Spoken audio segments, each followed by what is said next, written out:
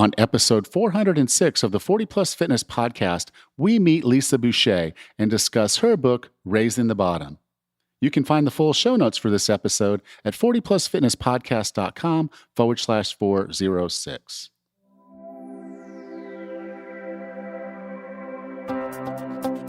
Have you decided you're ready to make a change? To reclaim your health and fitness? The 40 Plus Fitness podcast is here for you. I'm your host, Alan Meisner. I'm an NSAM certified personal trainer with a specialization in corrective exercise and fitness nutrition. Let me be your coach as you find your way on your health and fitness journey. All right, let's go. Our guest today walked away from alcohol in her late 20s and since has become a registered nurse and is helping hundreds and hundreds of people overcome addiction to alcohol and drugs. With no further ado, here's our guest, Lisa Boucher. Lisa, welcome to 40 Plus Fitness. Thank you, Alan. Happy to be here.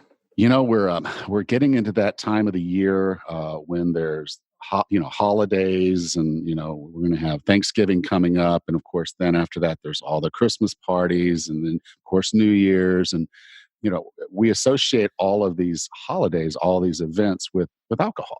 Yeah, and you forgot Halloween because that's becoming a huge alcohol. I know when I was raising my sons, my husband, we're still together and he's a drinker. And when they were taking the kids around when they were little, we had, I had a problem with the happy hour at every single house. So the parents would have their kids dressed up in their little costumes and each house would offer a cocktail. And I said, So I ended up making my husband stay home and give out the candy. And I took the kids because by the time you get around, we had a big circle, half the parents could barely stand.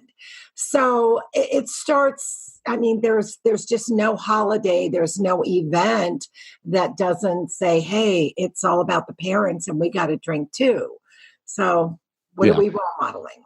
And I moved to Bocas del Toro, and there's an expat community here, and we get together and we have dinners and go out and watch our friends perform, and but it's kind of a cycle of things. All of this is always going to involve alcohol. Bring your own beer, bring your own wine, kind of mindset to all of it.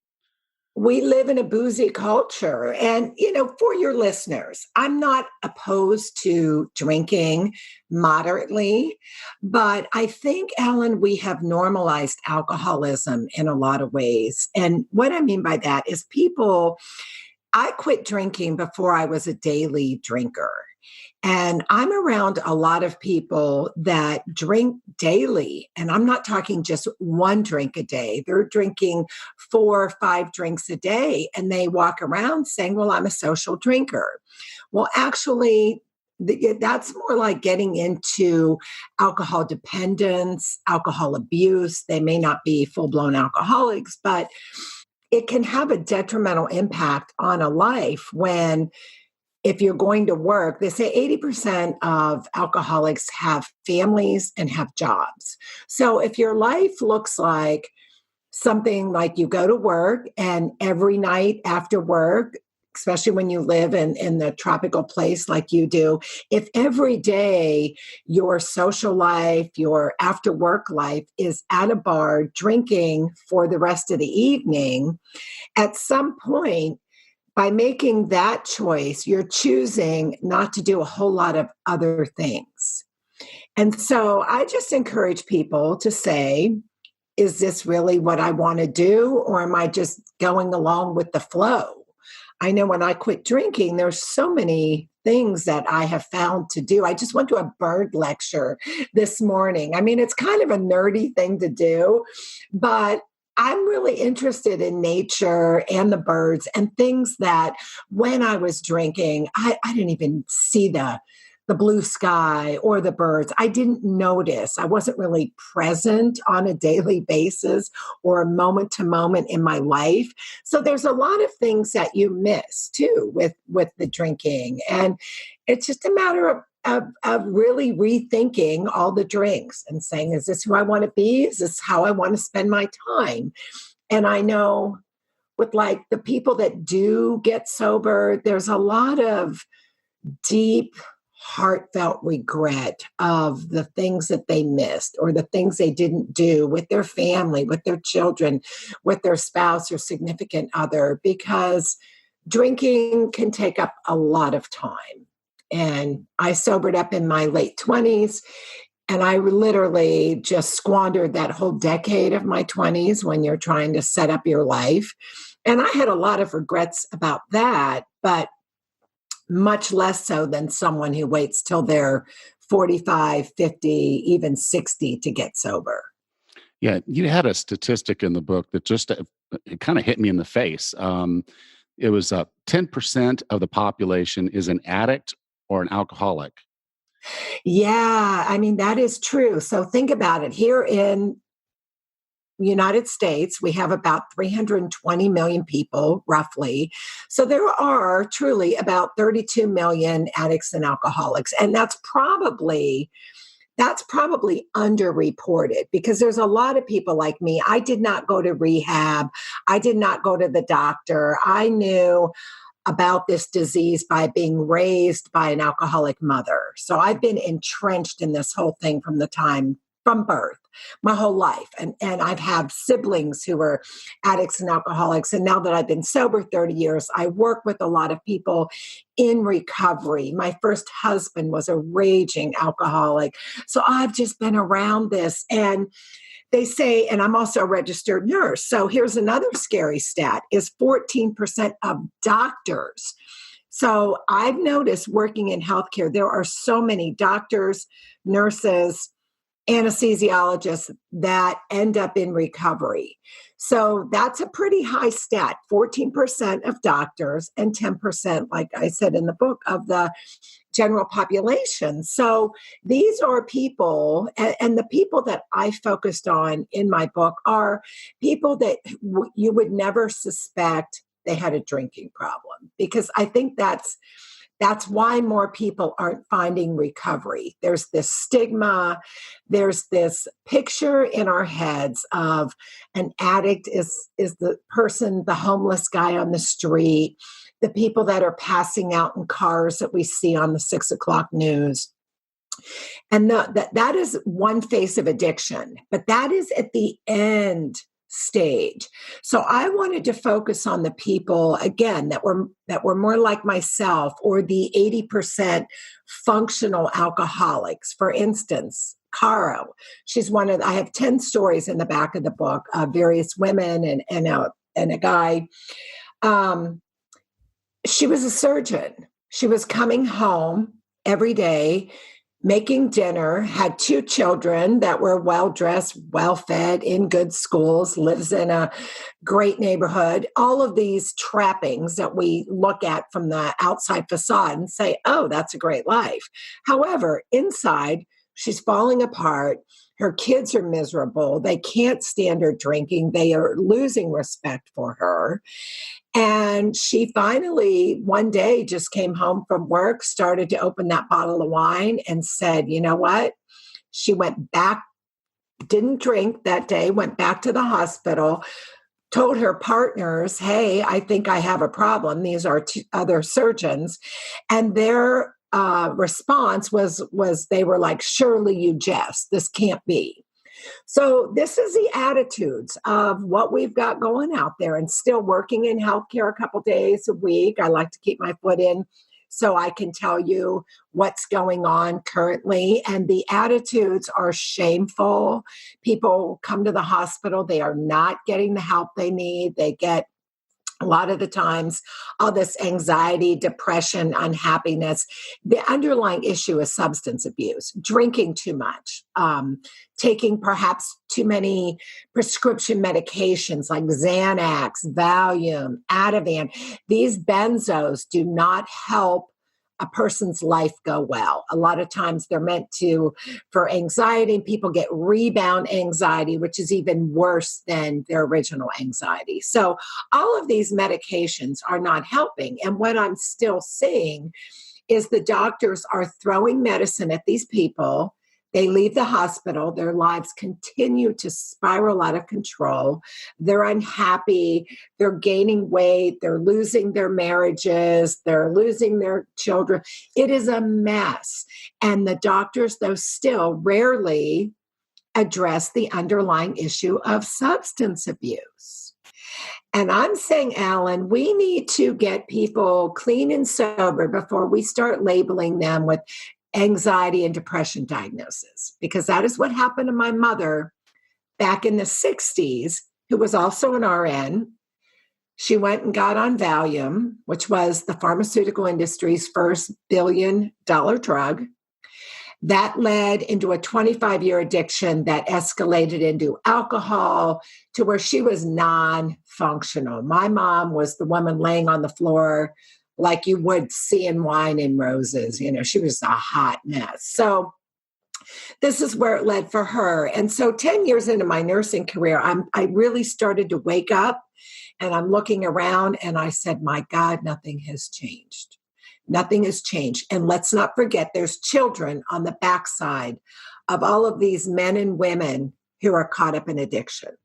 So we are, in essence, cultivating a whole new generation of addicts and alcoholics, because growing up in these environments with drug and alcohol-fueled parents, I know as a child, I was traumatized by it. My father was rather abusive. He's trying to control my mother's alcoholism, which is absolutely uncontrollable.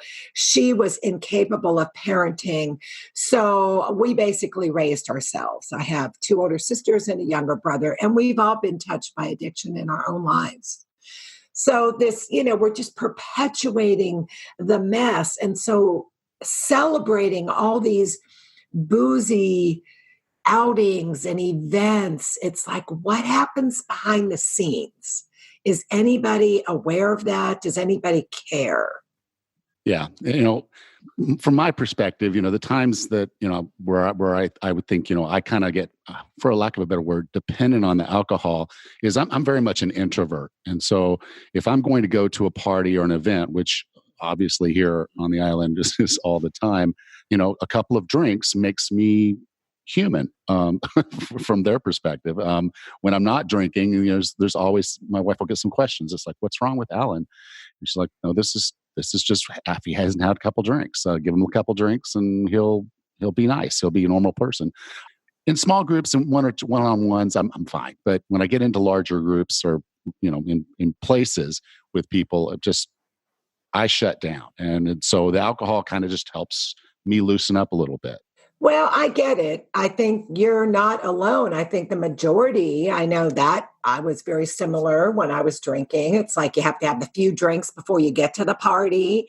But when I got sober, I started to, number one, be true to myself. So I'm not a big, large gathering kind of person. I stopped going to a lot of them. My husband's more of an extrovert, and I talk about this in the book. So how do you juggle a relationship, a marriage, whatever, when one person drinks and one person's social and the other one is kind of out like you, Ellen? So I just told my husband, there's, pick a few parties that we are regularly invited to that you really want me to go to, and I'll go.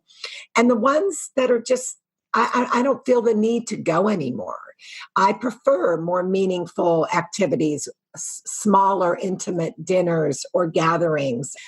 Like I said, I just have other things that I do with my time now than suffer through some huge event or gathering that I really don't want to be at to begin with.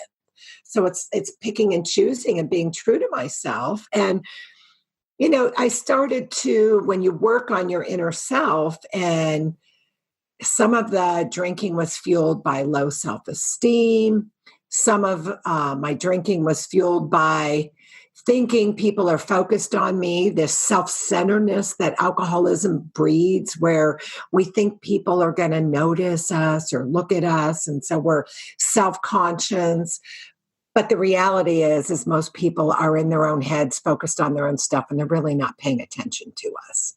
I used to say that to I have 2 grown sons now, but when they were in high school, my one son was always so worried what everybody else would think. And I used to say to him, they're not focused on you.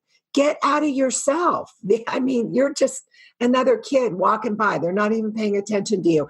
And I hope that helped them get some of that spotlight off of thinking that people are focused on them when they're really not, So we can find other ways to love ourselves and just to say, no, it's okay to say no and just not do certain things that I don't want to do anymore.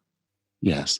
Now, in the book, and you're coming from a woman's perspective, but in this book was somewhat written more for women and their perspective. Why is alcohol more of an issue for women than it might be for men?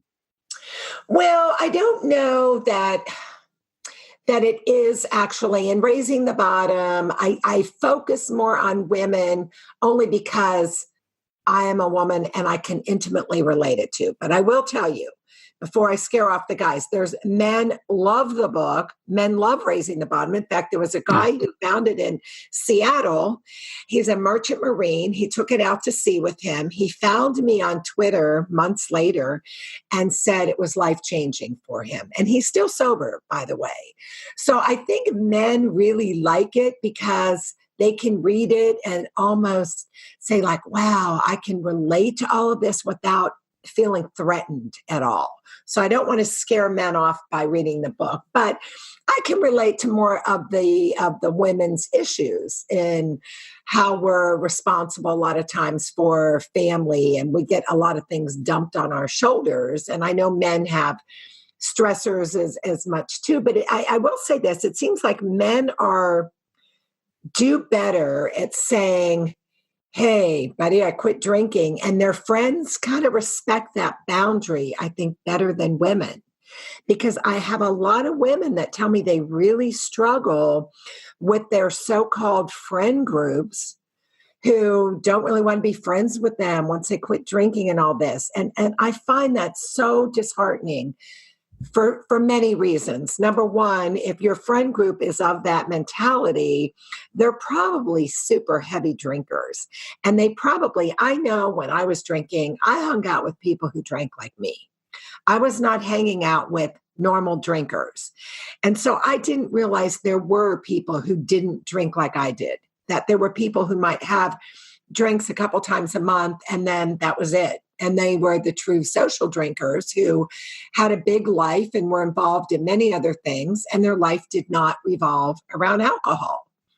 So the people that I socialized with were very much different, and we drank every night and had parties and gatherings, and we called ourselves social drinkers. So when you have women that, like I said, want to boot people out or say they can't be friends or whatnot. And women seem to care about that. And I tell them, well, you don't need those people, then find new friends. And I don't know why that's so threatening to some. And I think in order to change your life, to get sober, to maybe drink less, whatever it is that you decide you want to do, you have to be willing to face a little bit of pushback, which leads me to, as adults, why are we pushing back? Why do we have to have this peer pressure, this adult peer pressure, when I used to go to gatherings early in my recovery, and I'm so uncomfortable anyway, because you feel this shame because you're like quitting drinking. And now I look back and go, oh my goodness, what was I thinking? But it's like we feel shame for doing something good for ourselves. If you go to a party and they have all these sweets and you refuse a sweet, nobody questions you. But if you go and you refuse a drink, you get the 20 questions. If you're a young woman, oh, are you pregnant? Oh, why aren't you drinking? Oh, are you on medication? I mean, it's ridiculous. And so I tell people, men and women, no is a complete sentence. No, thank you. We don't need to explain ourselves. And if somebody has a problem with me not drinking, it's usually because they have a drinking problem and they're very uncomfortable with that mirror of someone not drinking to kind of almost co-sign on their BS. So we can navigate these drinking. I go wherever I want. I do what I want. I have a very big life. but I just don't drink. And for the most part, nobody really cares. Like I said, the only people who have ever really cared that I'm not drinking are people that ended up having their own problems with alcohol. Yeah. Now, this last month, we ran a challenge, and I included an alcohol piece to it. And I didn't say completely abstain from alcohol, but we're going to cut it back and continue to kind of regress it and cut it back. I've had no alcohol challenges in the past, and the turnout is relatively small. So it'll be interesting as people get into, so the results of going through the challenge. People are improving their health. They're losing weight. That's part of the gist of the whole thing. So alcohol, I think we all know alcohol can lead to weight gain, and stopping drinking can actually help you on your weight loss journey. But there are other health things that we should consider with regards to alcohol. Could you kind of get into some of that? Well, I mean, oh my gosh, alcohol impacts really every organ in our body. So let's quit deluding ourselves and say, oh, it's not that bad. It causes 7 types of cancer. That's been proven definitively. Alcohol is a class 1 carcinogen.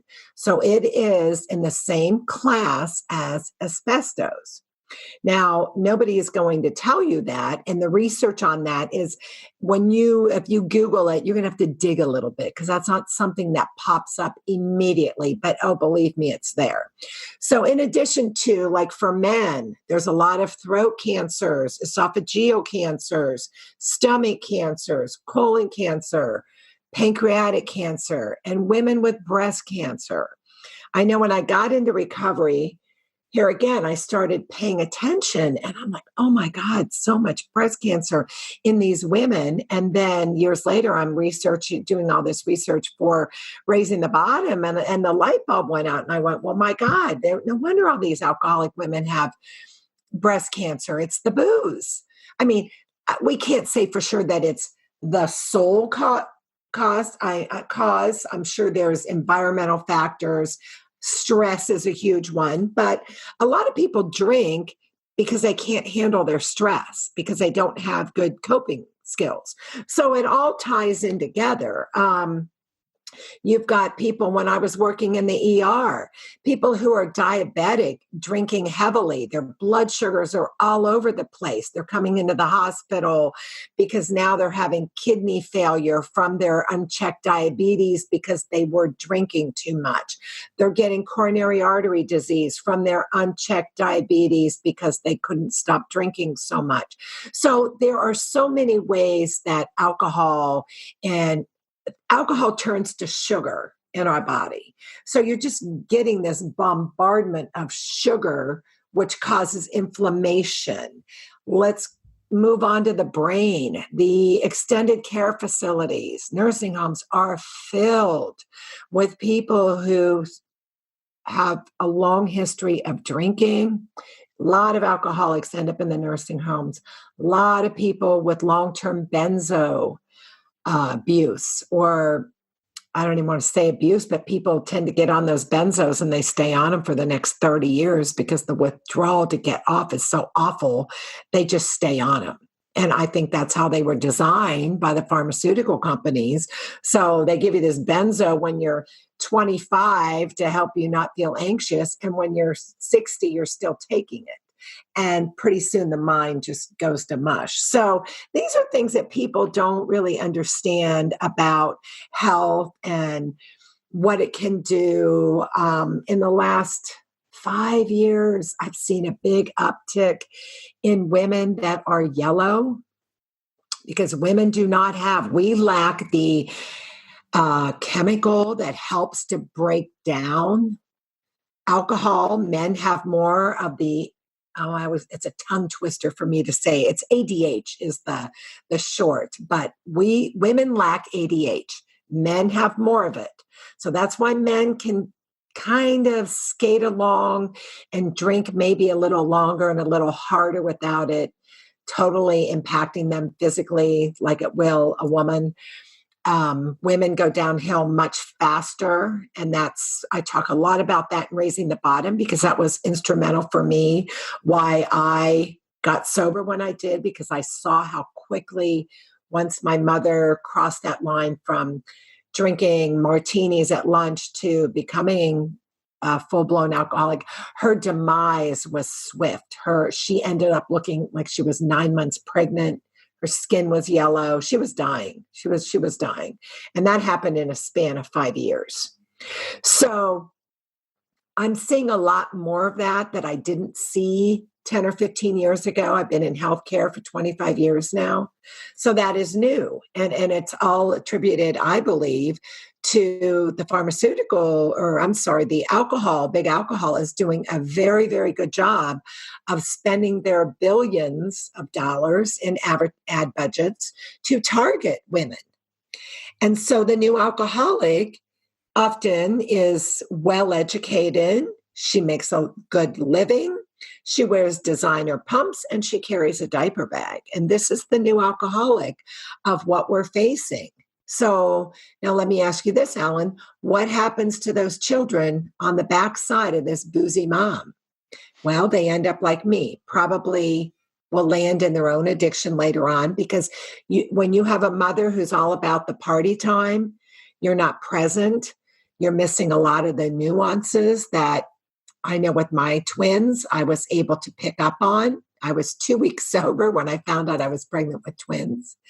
And I'm so grateful that I was a sober mom who was fully present. Both my sons went on to become Division I athletes. Both of my sons went to college. They graduated college, playing football. And I can just assure you, it would have been a very, very different picture had I not been sober. Our family would have been very different. Now, there are a lot of people that will say, okay, and I don't drink that much. I just have a couple drinks here and there. And like you said, social drinkers. I was actually reading a study the other day, or there's actually several studies out there that show that we're really not good at self-reporting what we eat, what we drink.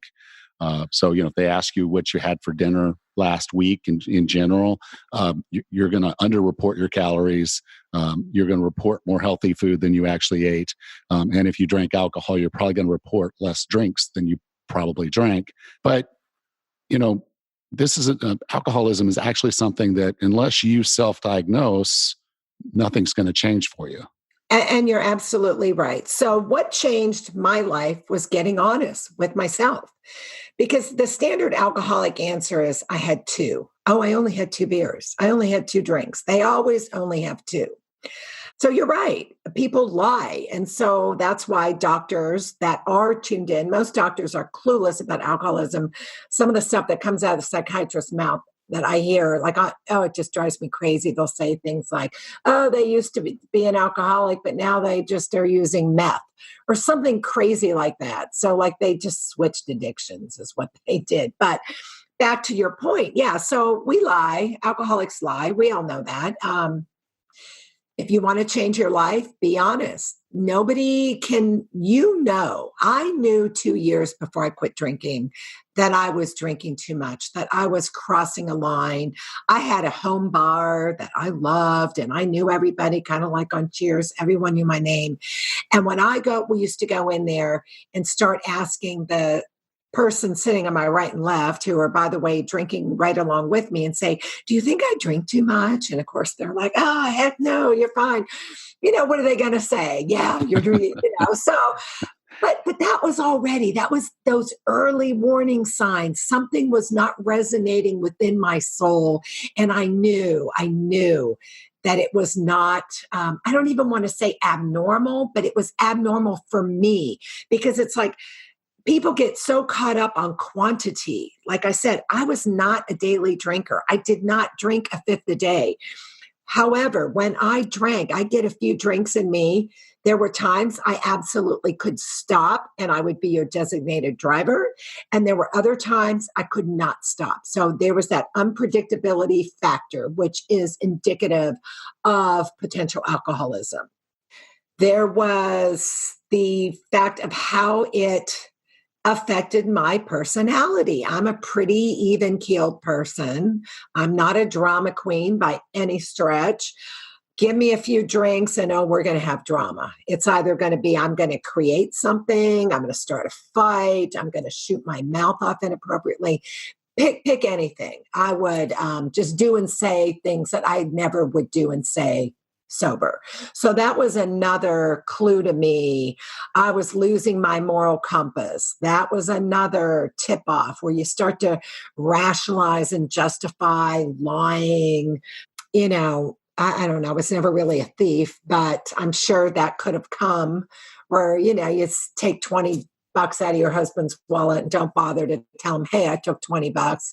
And you start, I didn't do that then, but I could see where I could have maybe segued into that kind of behavior. And we tend to rationalize things like, oh, that's fine. That's fine. Well, now actually in sobriety, it's about getting rigorously honest, living right, doing the right thing.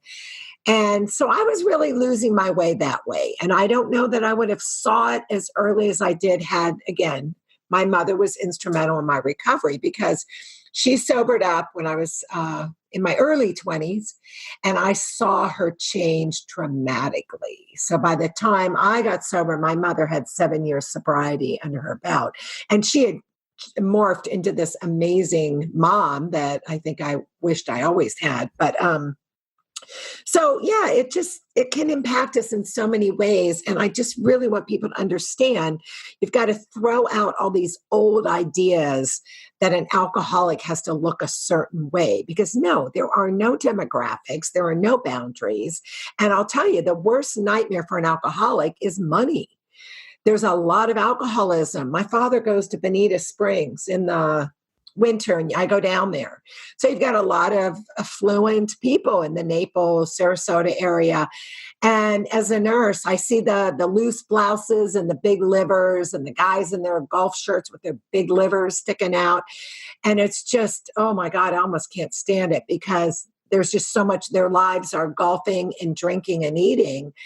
And there's going to be a lot of, earlier deaths because this is what they do and this is their social life, which is fine, but it's scary in a lot of ways to me when I see how sick some of these people look and they don't even see it. Yeah. Yeah. Now, in your recovery and in your mother's recovery, you utilized the 12-step. I did. Yeah. Yes. Yeah. Yes. So even though that wasn't on our plan, can you kind of just quickly kind of go through, because I think you kind of hit on some of those points of getting honest with yourself. And I think the 12 steps is actually kind of that approach to actually making that happen and making it real in your life, not just an exercise you do over the course of a weekend at a seminar, but this is something that you have to live and do over the course of quite a long time.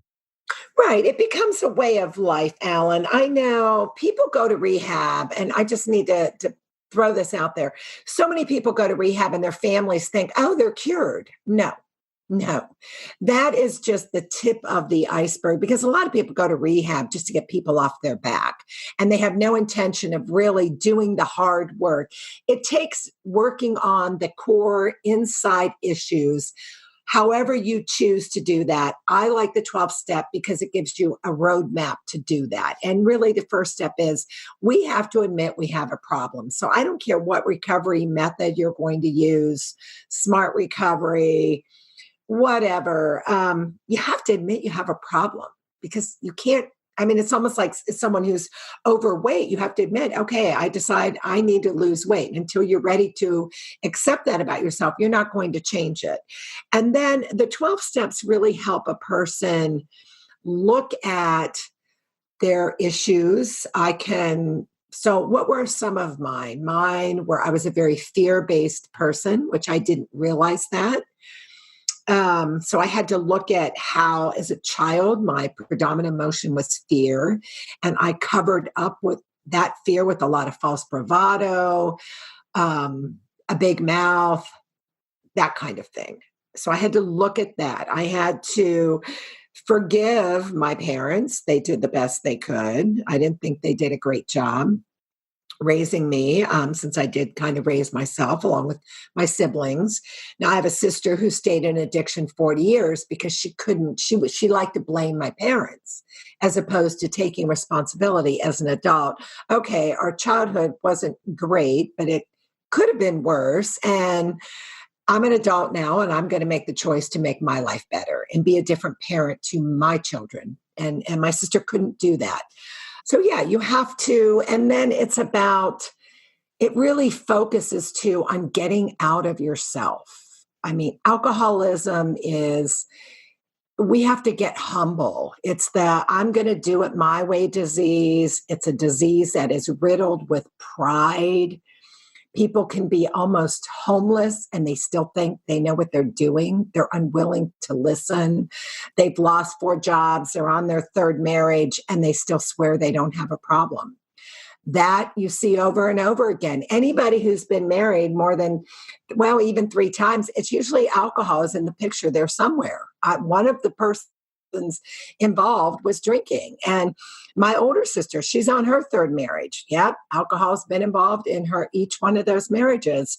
So we have to get honest about, we can't blame everybody else. It comes back to, what are we covering up inside of us, and dealing with that and working on the issues, having that humility to say, I can't do this, making amends to the people that we have harmed. People, moms especially, they say, oh, I'm not harming anyone. Well, yes, you are, because your kids may be well fed and you might get them to their soccer practices.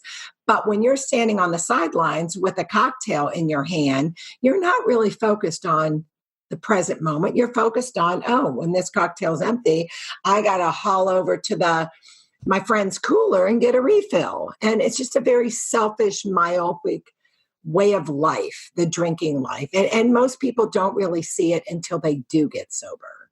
And then the last factor is it's about helping others and doing it freely and willingly and giving of, I work with a lot of women. Recovery coaching is like really big now. I don't charge because it was freely given to me. And so it's an honor and a privilege to help a woman who is struggling, who says they want to change their life, and then to give them some simple directions that they follow and their lives begin to change in amazing ways. So that is a gift. So it's really a way of life, and it's part of my life that I've just incorporated into my life. And it's just who I am and what I do. I go to meetings 3 a week. I work with others and I write books, and I'm still a nurse sometimes.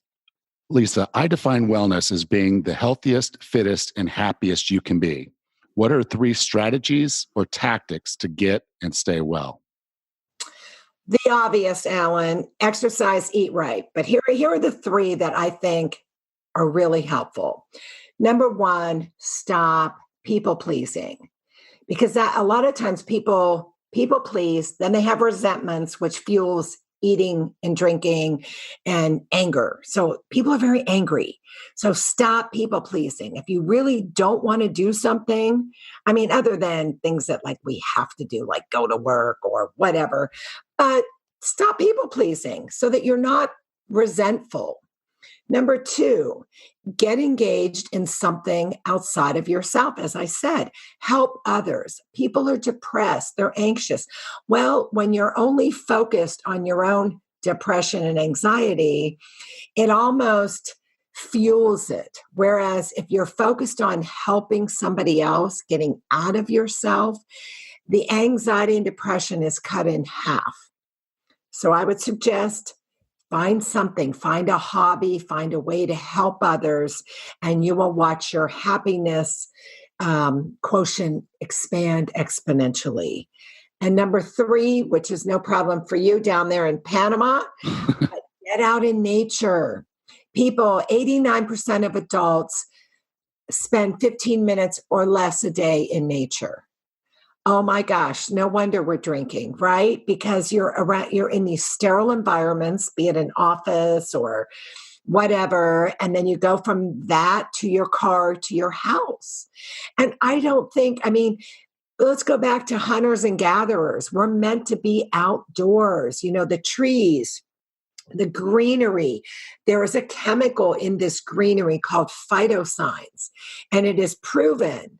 In Japan, they call it Shinrin-yoku, They don't give out a lot of antidepressants in Japan. They prescribe nature walks and forest bathing. So this phytosigns in the trees helps to increase your immunity, decrease depression, decrease anxiety. So why are we not doing more of these sorts of things? And for the drinkers, no, this does not mean you go sit under a palm tree and have 5 drinks. That doesn't count. But maybe go walk amongst the butterflies. Or I think you mentioned early, maybe before we started taping, that you have a rainforest nearby. I mean, what a gift. I can't imagine how amazing that would be to walk through this rainforest with all this nature chirping and chattering above your head.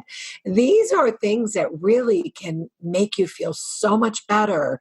And I wonder if people if they decided to do something like that every day, as opposed to drink 5 drinks, maybe have 1 drink after you go on a nature walk, and maybe that'd be enough, and you just have a drink. Your life could be really different in just something as small as those sorts of little changes can have huge impacts when you realize, like, wow, I took that walk and I was fully present and engaged in my surroundings. I mean, I can't tell you how many people get sober and say, oh my God, for the first time in my life, I smelled winter, or I saw spring. This is what taking alcohol out of a life can do. It's like ripping off the veil or the scales. It's like you see things just totally different. Lisa, thank you so much. If someone wanted to get in touch with you, learn more about the book, learn more about what you're doing, where would you like for me to send them? They can go to my website, raisingthebottom.com. I'm on Facebook under Lisa Boucher, award-winning author. I'm also on Twitter and Instagram at Raising the Bottom. Okay. Well, you can go to 40plusfitnesspodcast.com/406, and I'll be sure to have the links there. So, Lisa, thank you so much for being a part of 40 Plus Fitness. Thank you, Alan. This was a pleasure. I enjoyed talking with you.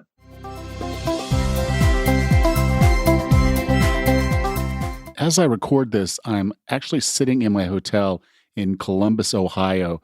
I was here for the Author Academy Awards. Sadly, I didn't win.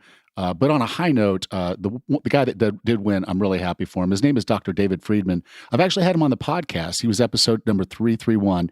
His book, Food Sanity, is actually my favorite health book. I would put it on the top of my list going all the way back. And obviously, with all the authors I've had on this show, you know that I've read a lot of health and fitness books, and Food Sanity is by far the best book out there.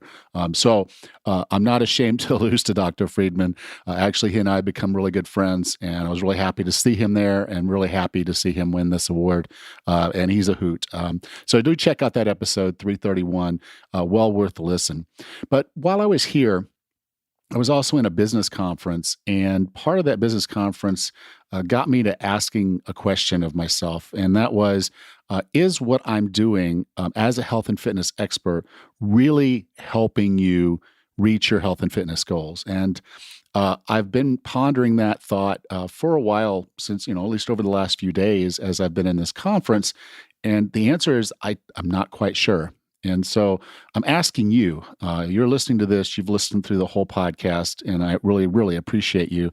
But I'll ask you the question, and please do email me at alan@40plusfitnesspodcast.com and let me know, am I meeting your needs? Am I giving you what you need to reach your health and fitness goals? And, give me a little bit of detail on that. That'll really help me understand what I need to bring to the podcast, what I need to bring to my services, and just what I can do to help you. So please do email me at alan@40plusfitnesspodcast.com and let me know if I'm helping you meet your health and fitness goals. Thank you. Next time on the 40 Plus Fitness Podcast, we bring on fitness icon Denise Austin and discuss wellness into our 40s, 50s, 60s, and beyond. Until then, have a happy and healthy week.